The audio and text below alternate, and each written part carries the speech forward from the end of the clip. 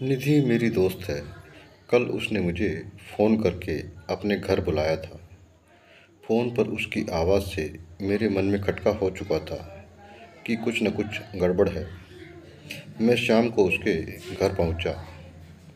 उसने चाय बनाई और मुझसे बात करने लगी। पहले तो इधर उधर की बातें हुई, फिर उसने कहना शुरू कर दिया कि नितिन से उसकी नहीं बन रही और उसने उसे तलाक देने का फ़ैसला कर लिया है। मैंने पूछा कि नितिन कहाँ है, तो उसने कहा कि अभी कहीं गए हैं, बताकर नहीं गए। उसने कहा कि बात बात पर झगड़ा होता है और अब ये झगड़ा बहुत बढ़ गया है। ऐसे में अब एक ही रास्ता बचा है कि अलग हो जाएं, तलाक ले लें। मैं चुपचाप बैठा रहा। निधि जब काफ़ी देर तक बोल चुकी तो मैंने उससे कहा कि तुम नितिन को फ़ोन करो और घर बुलाओ, कहो कि संजय सिन्हा आए हैं। निधि ने कहा कि उनकी तो बातचीत नहीं होती, फिर वो फ़ोन कैसे करे। अजीब संकट था। निधि को मैं बहुत पहले से जानता हूँ। मैं जानता हूँ कि नितिन से शादी करने के लिए उसने घर में कितना संघर्ष किया था। बहुत मुश्किल से दोनों के घर वाले राज़ी हुए थे। फिर धूमधाम से शादी हुई, ढेर सारी रस्में पूरी की गई। ऐसा लगता था कि ये जोड़ी ऊपर से बनकर आई है। पर शादी के कुछ ही साल बाद दोनों के बीच झगड़े होने लगे। दोनों एक दूसरे को खरी खोटी सुनाने लगे और आज उसी का नतीजा था कि संजय सिन्हा निधि के सामने बैठे थे, उनके बीच के टूटे थे रिश्तों को बचाने के लिए। खैर निधि ने फ़ोन नहीं किया, मैंने ही फ़ोन किया और पूछा कि तुम कहाँ हो, मैं तुम्हारे घर पर हूँ, आ जाओ। नितिन पहले तो आनाकानी करता रहा, पर वो जल्दी ही मान गया और घर चला आया। अब दोनों के चेहरों पर तनातनी साफ नज़र आ रही थी। ऐसा लग रहा था कि कभी दो जिस्म एक जान कहे जाने वाले ये पति पत्नी आंखों ही आंखों में एक दूसरे की जान ले लेंगे। दोनों के बीच कई दिनों से बातचीत नहीं हुई थी। नितिन मेरे सामने बैठा था। मैंने उससे कहा कि सुना है तुम निधि से तलाक लेना चाहते हो। उसने कहा हाँ, बिल्कुल सही सुना है। अब हम साथ नहीं रह सकते। मैंने कहा कि तुम चाहो तो अलग रह सकते हो, पर तलाक नहीं ले सकते। क्यों? क्योंकि तुमने निकाह तो किया ही नहीं है। अरे यार, हमने शादी तो की है। हाँ, शादी की है। शादी में पति पत्नी के बीच इस तरह अलग होने का कोई प्रावधान नहीं है। अगर तुमने मैरिज की होती तो तुम डाइवोर्स ले ले सकते थे। अगर तुमने निकाह किया होता तो तुम तलाक ले सकते थे। लेकिन तुमने शादी की है, इसका मतलब ये हुआ कि हिंदू धर्म और हिंदी में कहीं भी पति पत्नी के एक हो जाने के बाद अलग होने का कोई प्रावधान है ही नहीं। मैंने इतनी सी बात पूरी गंभीरता से कही थी, पर दोनों हंस पड़े। दोनों को साथ साथ हंसते देखकर मुझे बहुत खुशी हुई। मैंने समझ लिया कि रिश्तों पर पड़ी बर्फ़ अब पिघलने लगी है। वो हंसे, लेकिन मैं गंभीर बना रहा। मैंने फिर निधि से पूछा कि ये तुम्हारे कौन हैं? निधि ने नज़रें झुकाकर कहा कि पति है। मैंने यही सवाल नितिन से किया कि ये तुम्हारी कौन है?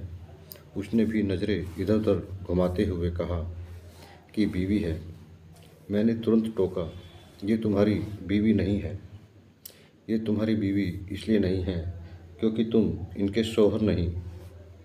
तुम इनके शौहर नहीं क्योंकि तुमने इनसे निकाह नहीं किया, तुमने शादी की है।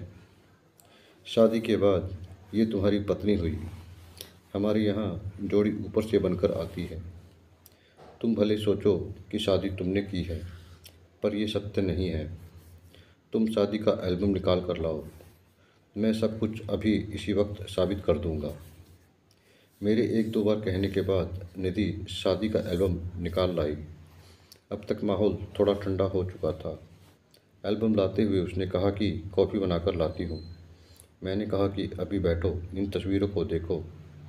कई तस्वीरों को देखते हुए मेरी निगाह एक तस्वीर पर गई, जहाँ निधि और नितिन शादी के जोड़े में बैठे थे और पाँव पूजन की रस्म चल रही थी। मैंने वो तस्वीर एल्बम से निकाली और उनसे कहा कि इस तस्वीर को गौर से देखो। उन्होंने तस्वीर देखी और साथ साथ पूछ बैठे कि इसमें क्या ख़ास क्या है। मैंने कहा कि ये पैर पूजन की रस्म है। तुम दोनों इन सभी लोगों से छोटे हो जो तुम्हारे पाँव छू रहे हैं। हाँ, तो ये एक रस्म है। ऐसी रस्म संसार के किसी धर्म में नहीं होती जहाँ छोटों के पाँव बड़े छूते हों।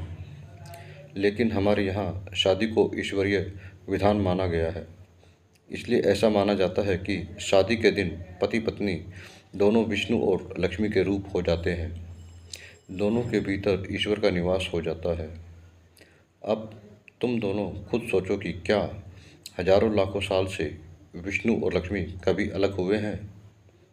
दोनों के बीच कभी झिकझिक हुई भी हो तो क्या कभी तुम सोच सकते हो कि दोनों अलग हो जाएंगे? नहीं होंगे। हमारे यहाँ इस रिश्ते में ये प्रावधान है ही नहीं। तलाक और डाइवोर्स शब्द भी हमारा नहीं है। यही दोनों से मैंने भी पूछा कि बताओ हिंदी में तलाक को क्या कहते हैं। दोनों मेरी ओर देखने लगे।